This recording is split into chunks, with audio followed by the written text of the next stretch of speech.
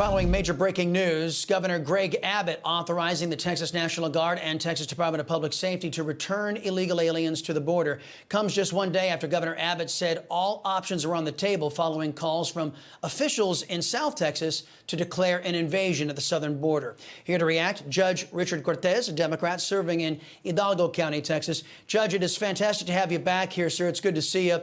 First, your reaction to the breaking news and what Governor Abbott has done today.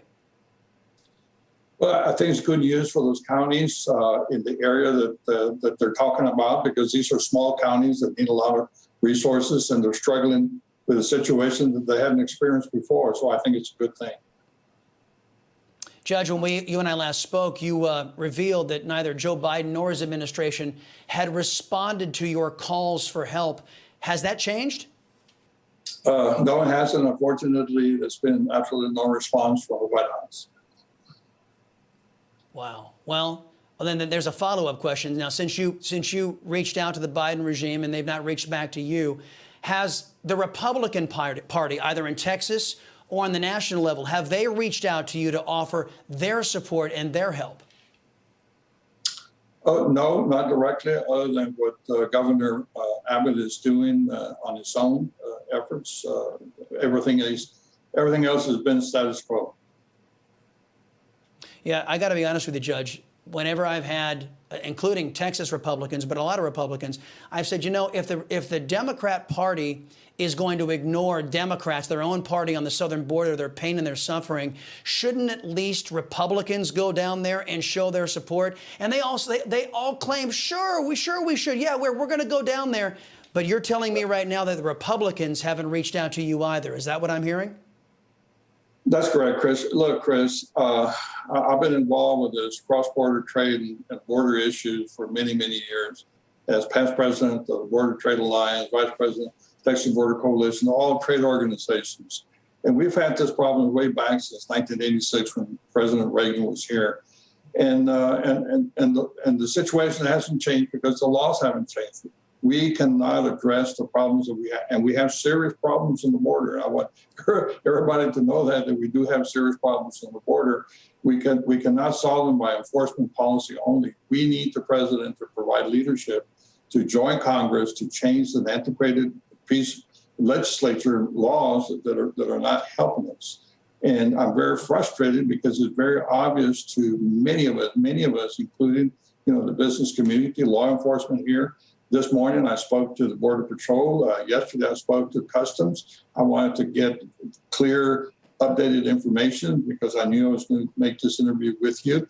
And I work with facts. Facts is the known truth, and that's what leads my decisions.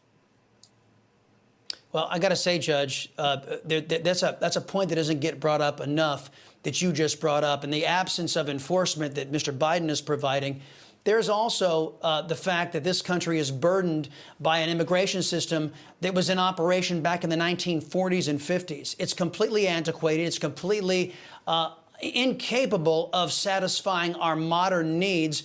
Of course, as you rightly point out, it requires that some folks up in Washington, D.C. do something they're allergic to, which is called working for a living. They don't do that very well. But that is part of this equation, enforcement and revamping the existing immigration laws. One last thing, Judge.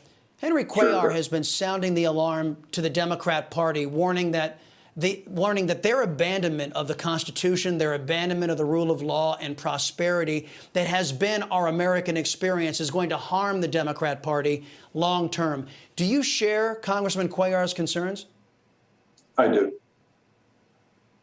I do. Judge? Absolutely. Go ahead. Go ahead, sir. Expand on that, please. Well, no.